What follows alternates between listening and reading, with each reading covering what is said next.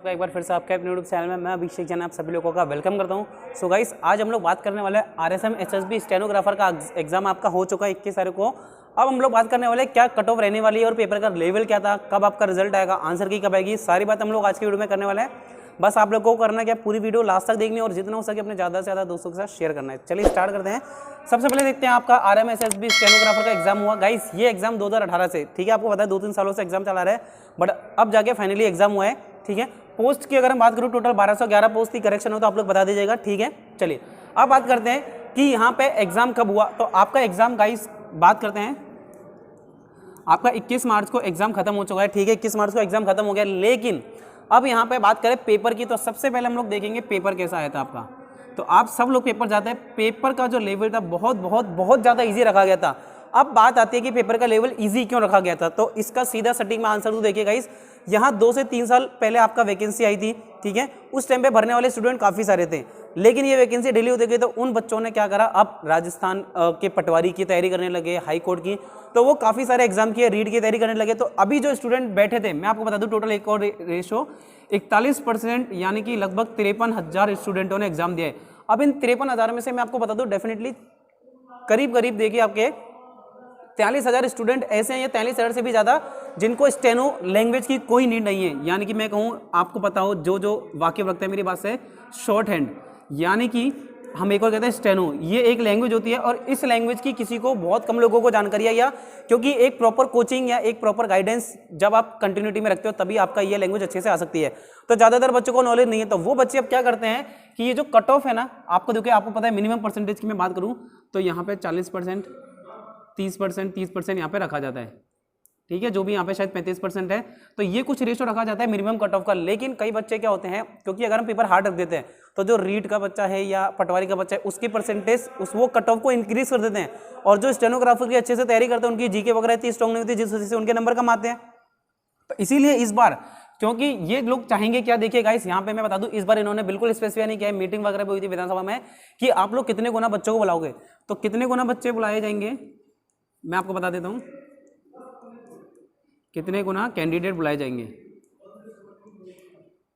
तो ये चीज़ इन्होंने गाइस अभी स्पेसिफाई नहीं कही है, इन्होंने कहा है कि हम लोग रिजल्ट के अकॉर्डिंग देखेंगे कितने गुना बुलाने हैं। तो अभी कुछ भी नहीं बताया गया कि कितने गुना कैंडिडेट बुलाए जाएंगे, बट आप मान के चलिए कि ये जो 40% मिनिमम जो है ना, मान के चलिए मिनिमम कट ऑफ वाले कैंडिडेट को बुला लेंगे, क्योंकि ये इस बार बहुत ज़्यादा बुलाएंगे। पिछली बार भी ऐसा होता है कि ये लोग बुलाते कम है, 2 से 3 गुना लोगों को, फिर उसमें से क्या स्टेनोग्राफर की जो मिनिमम कट ऑफ है वो बच्चे क्लियर नहीं कर पाते, क्योंकि कट ऑफ बढ़ाते कौन है, पटवारी वाले, रीड वाले, और उन लोगों को स्टेनो की नॉलेज होती नहीं है, तो बाद में क्या उनको काफ़ी दिक्कत का सामना करना पड़ता है। इसीलिए इस बार ये लोग कम से कम देखिए 7 से 8 गुना, 10 गुना तक की बच्चे बुला सकते हैं, यानी कि मिनिमम कट ऑफ।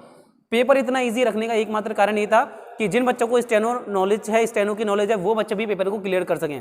तो इसीलिए यहाँ पे 40 नंबर की कट ऑफ रखी गई थी, ताकि जो बच्चा स्टेनो क्लियर कर सके, जिसको स्टेनो की नॉलेज है, उसे ही नौकरी मिल सके। तो मेन कारण ये है, तो इसलिए कितने गुना बच्चे बुलाए देंगे अभी स्पेसिफाई नहीं किया है। बच्चे ज़्यादा से ज़्यादा जितना कोशिश करेंगे कि ज़्यादा से ज़्यादा बच्चे बुलाए जो मिनिमम कट ऑफ को क्लियर कर रहे हैं।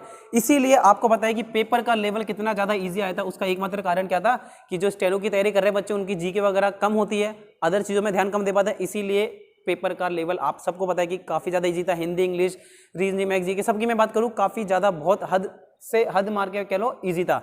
अब बात करते हैं आपके टोटल क्वेश्चन कितने आए थे।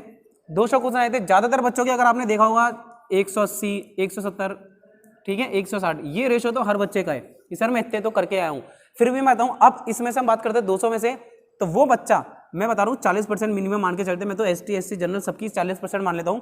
तो जिस बच्चे के आप मान के चलिए 80 क्वेश्चन बिल्कुल सही है।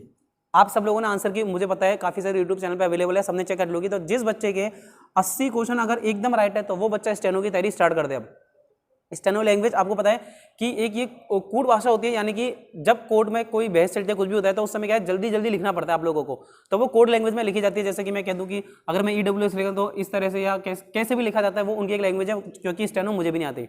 अब इसी लैंग्वेज को सीखना बहुत इंपॉर्टेंट है। सबसे मेन स्टेनोग्राफर की पोस्ट में ये जो जॉब है स्टेनो की, यहाँ पे सबसे इंपॉर्टेंट चीज़ क्या आती है, आपको स्टेनो लैंग्वेज आनी चाहिए। अब जिनको नहीं आती तो उनको सीखनी पड़ेगी, क्योंकि अगर आपके इतने मार्क्स आ रहे हैं तो आपको बुलाया जाएगा। अब अगर आपने स्टेनो सीख लेते हैं काफ़ी अच्छे से, तो आप लोग अच्छे से फोड़ सकते हो। तो अब 2-3 महीने का आपके पास टाइम है। अब टाइम क्या है, सबसे पहले देखें अब क्या आएगा, धीरे धीरे आपके करके एक एक चीज़ आएगी बाहर निकल के। तो मैं आपको बता देता हूँ सबसे पहले क्या आएगा और कैसे सारी चीज़ें होगी।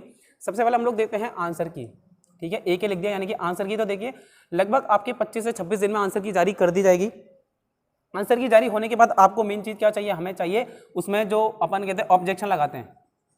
तो ऑब्जेक्शन लगवाने के लिए कम से कम आपको 7 दिन का समय दिया जाता है, तो ऑब्जेक्शन हो गया। अब उसके बाद ऑब्जेक्शन के बाद अगेन रिपीट आंसर की आएगी, ठीक है, और फिर उसके बाद फाइनली आप लोगों के सब होने के बाद रिजल्ट आएगा। तो आप अभी मान के चलिए कम से कम 2 से ढाई महीने का समय मिनिमम इतना समय तो है ही, बाकी ज़्यादा समय भी मिल सकता है। तो आप लोग स्टेनो की तैयारी को अपने बहुत अच्छे से कर सकते हैं। लेकिन अभी जो हमें मेन बात करनी है, जिस चीज़ के लिए आप लोग यहाँ वीडियो देखने बैठे हैं, हम उसकी बात कर लेते हैं कि स्टेनोग्राफर की कट ऑफ कितनी जा सकती है। तो वो बात मैं आपको आपकी वीडियो में बताता हूँ कि गाइस जनरल की बात करें, देखिए काफ़ी ईजी पेपर था, ठीक है, बहुत ज़्यादा ईजी पेपर था।